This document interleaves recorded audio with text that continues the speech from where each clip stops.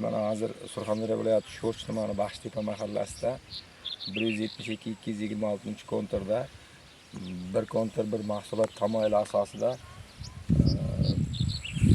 Xalq Sho'rchi tumani Xalq banki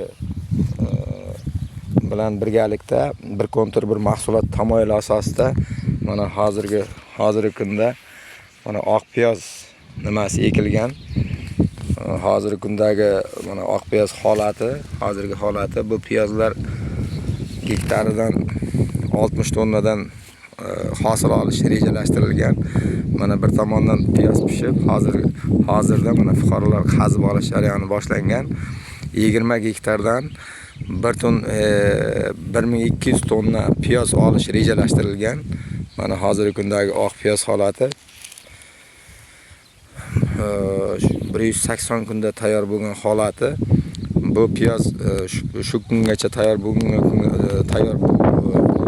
jarayoniga qadar tabiiy mineral o'g'itlardan foydalanilgan.